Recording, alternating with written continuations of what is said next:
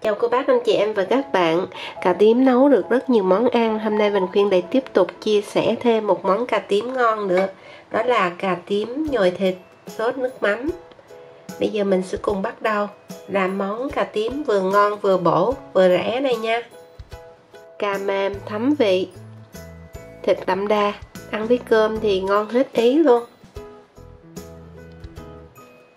Mình có tỏi, ớt, củ hành tím, đậu phộng rang vàng giã dập, thịt heo xay, hoặc là thịt mình mua có nạc có mỡ, sau đó mình tự xay hoặc là bằm, rồi có cà tím, với lại bột năng hoặc là tinh bột bắp hoặc là tinh bột khoai tây đều được, hành lá, nếu có thêm ngò rí hoặc là rau quế lại càng ngon, có giấm muối để mình rửa giúp cho cà tím nó không có bị thâm đen, gia vị có nước mắm, đường, nếu nhà có ăn bột ngọt thì mình cho thêm bột ngọt nè, tương cà với lại bột nêm. Trước tiên mình sẽ bằm củ hành để ướp thịt. Cái này là 20g hành tím, bằm nhuyễn hoặc là cho vô máy mình xay cũng được luôn. Đừng để lớn quá, một chút nữa mình nhồi nó sẽ bị lỏng ngỗng. Tốt nhất là mình sẽ xay chung với lại 4 cái gốc hành.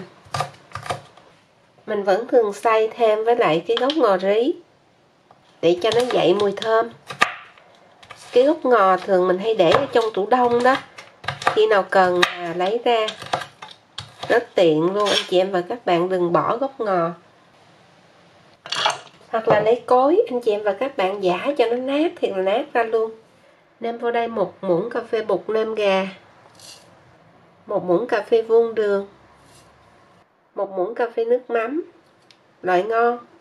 Nếu nhà có ăn bột ngọt thì mình lấy một chút xíu xiêu, mình chụm lại mình cho vô 2 ngón tay nè, chung với tiêu, 1/4 muỗng cà phê, rồi xay. Thịt mình cho hết vào đây và cho vào đây 1 muỗng canh tinh bột khoai tây hoặc là tinh bột bắp hoặc là bột năng. Sau đó mình sẽ xay.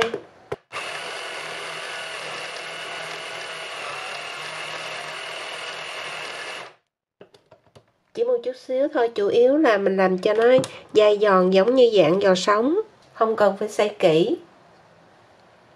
Dầu hành tử phi mình vẫn thường làm sẵn để trong nhà, sau đó mình lấy 1 muỗng canh. Rồi mình mới cho ra. Bây giờ nhìn thấy nó có một nửa là giò sống, còn một nửa là thịt. Như vậy thì nó sẽ dai giòn nè, có độ kết dính. Khi mà mình nhồi vào trong cái cà nó cũng ngon nữa. Rồi mình sẽ đánh lên hoặc là lấy tay mình nhồi cũng được luôn. Cho vô đây một chút hành lá cắt nhỏ, đánh chung lại cho đều. Thịt lúc nãy là 350g. Mình ngửi thấy cái mùi thơm vừa luôn. Hành lá mình cắt nhỏ.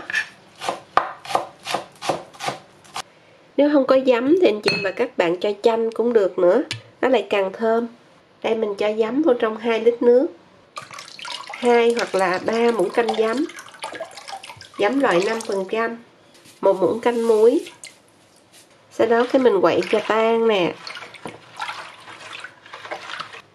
Làm món này mình cần mua cái trái cà thon và dài. Anh chị em và các bạn lấy 2 chiếc đũa mình để bên dưới trái cà. Sau đó mình sẽ cắt độ dày khoảng từ 8 ly cho đến 1 cm. Đừng dày quá, mình sẽ nấu nó lâu chín. Cho nó đụng xuống. Tùy theo mình thích nhiều hay là ít. Sau đó cắt nè, tách nó ra như vậy. Và để cho cà đứng được á, anh chị em và các bạn cũng có thể gạt một cái lớp mỏng vỏ vậy nè, để khi mình để xuống vậy chút nó đứng. Cho liền vô thau để mình ngâm cho nó không có bị thâm đen. 1 3, rồi cắt đứt, hoặc là 2 miếng thì cắt dày nè, 1 cm, cắt đứt. Còn lại những cái miếng cà dơ vụn mình sẽ bằm nhuyễn, để chút xíu nữa mình làm sốt.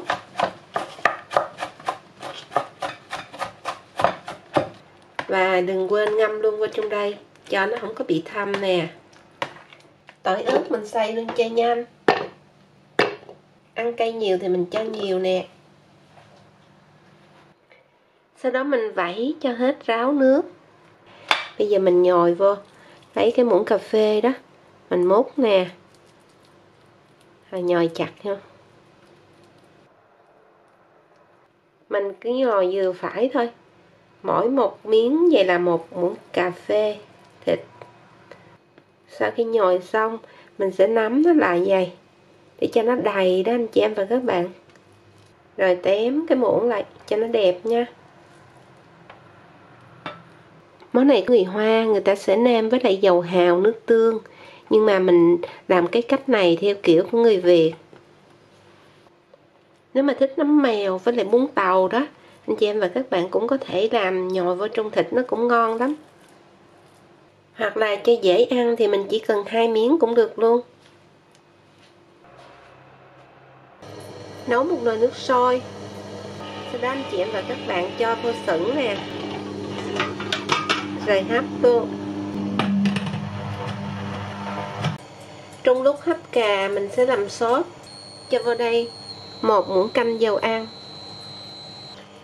chậm một chút xíu muối.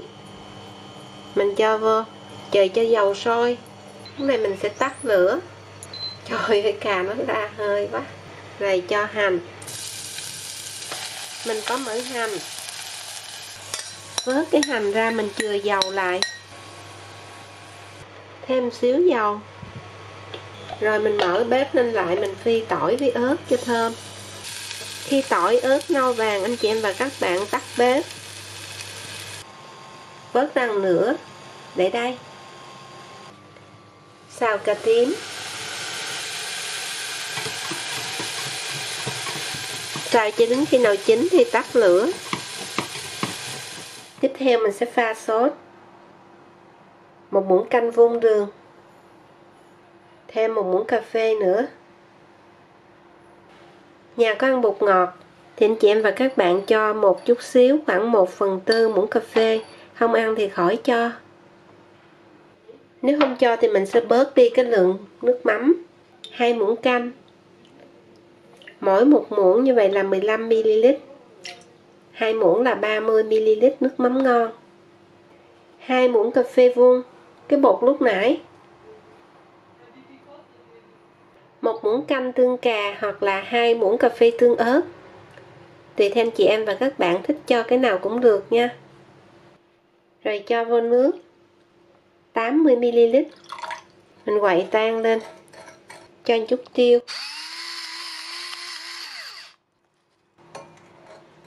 Cái này là chén sốt, chút nữa mình đi nấu. Khoảng 15 phút thì cà với thịt đã chín. Kiểm tra bằng cách là nhìn vào đây mình thấy thịt chín nè. Cà mình xăm cũng thấy mềm.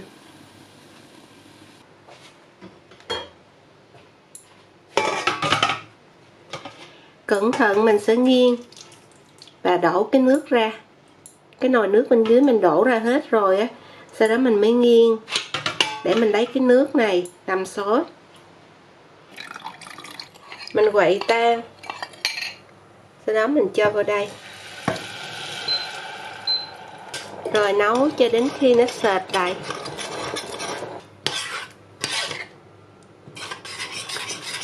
Mình đã có sốt. Anh chị em và các bạn thấy nó đặc vừa phải nha.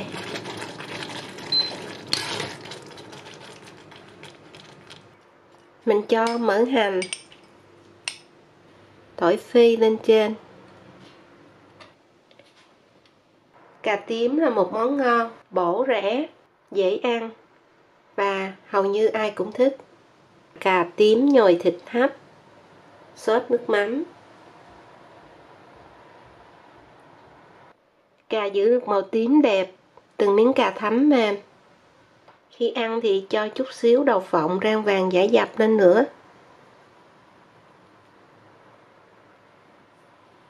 Đơn giản nhưng mà rất là thơm ngon luôn. Làm nhanh, gọn, lẹ nữa. Mình khuyên chúc cô bác anh chị em và các bạn cùng gia đình thêm món ngon. Và bây giờ thì xin chào tạm biệt và hẹn gặp lại. Sốt thấm vị cà màm. Anh chị em và các bạn cùng nấu và nhớ kể cho Bình Khuyên nghe. Bình Khuyên rất vui khi nhận được bình luận từ cô bác anh chị em và các bạn.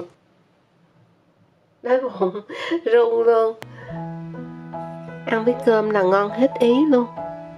Nhất là khi ăn mình cắn vô trúng cái hột đậu phộng, trời ơi nó ngon, thơm và giòn.